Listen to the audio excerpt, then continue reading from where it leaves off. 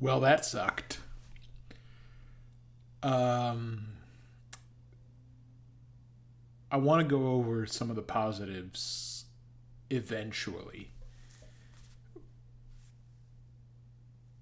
but let's talk about that second half and broadly the game as a whole. Although, again, the first half was close. This may be me being a relentlessly biased Texans fan, but that game was closer than the score implied. Usually you get the opposite of like you get a whole bunch of garbage time touchdowns that make the game look closer. This was a game where a whole bunch of small,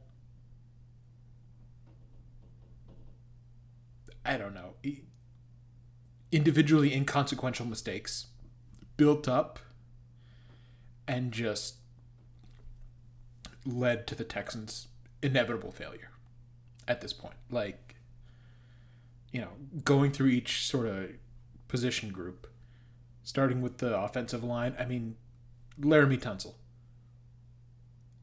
It feels like every big game has at least one false start. I get that. It happens, but like we're paying him way too much to be doing that like regularly.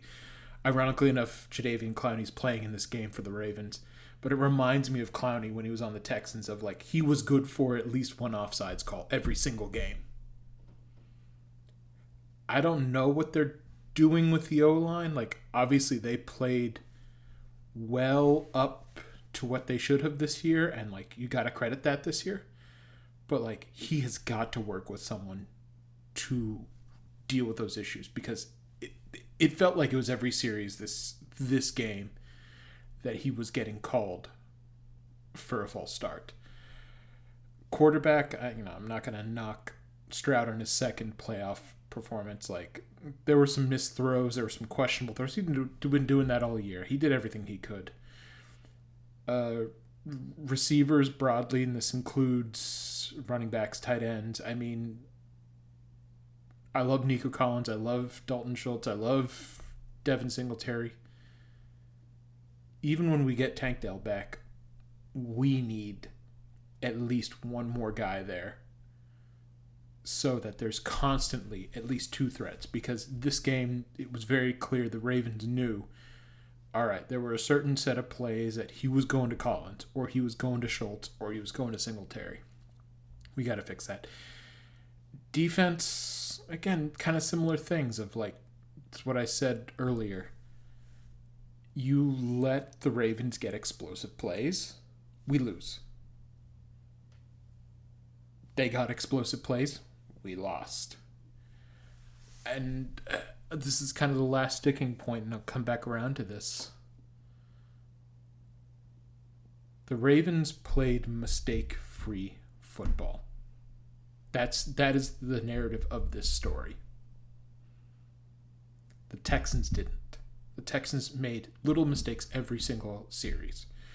Every single series, you had a 1st and 15, or you had a dropped pass, or you had a route that was run incorrectly. The Ravens didn't have that, by and large. Now, this is tricky coming from a Texans fan because I'm looking here going like, this is as far as we have ever gotten. And I noticed there was a graphic on the screen at some point during the game of like, the Texans are the only team in the NFL to have never won a road playoff game. And that hit home hard. One is because we've never been a wild card team.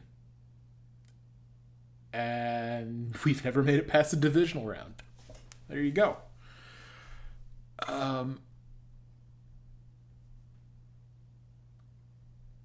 That scares me.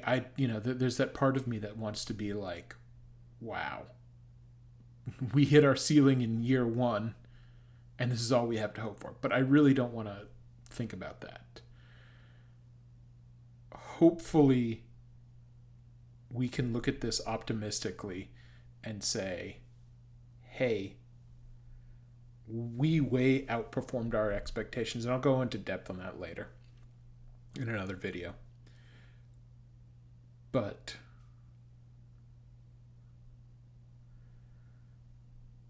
hopefully next year with another hopefully good draft class, with another year of experience under Stroud's belt, with spending a little bit in free agency. I think we have the second most cap space of any team. We're right back in it. Looking at the AFC South, who knows what the Jags are going to be. Like, they could either win 12 games or they could win 6. I think the Colts are going to be competitive. I like Shane Steichen, but I have no confidence in them to develop Anthony Richardson. Just because of what they've done historically. And then the Titans are probably rebuilding. So maybe they're in the Texans' position next year. I hope not. But I think there's an easy path for us to win the division. Now, fingers crossed, we go into the playoffs with a little bit more momentum, and we are a team that is looked at like the Ravens, the Chiefs, the Bills, and we're like not just an also-ran team, but also someone that can do some damage. And there was a possibility in this game. You go into halftime after that Fairbairn missed kick, we were tied up with a reasonable chance to be in the lead. Now, fingers crossed we can get over that hump. And I feel like at a certain point that starts to become a psychological block and maybe a curse on this team. You think of something like, the Cowboys can't win in the playoffs. Hopefully we're not like that. I have hope for this team. I do. But right now it's hard not to look at that second half and not be pessimistic, but I know that's just a today feeling. And tomorrow's going to be better. Next season is going to be better. And yeah, I'm ready for it. I'm ready to get hurt again. Thanks, y'all.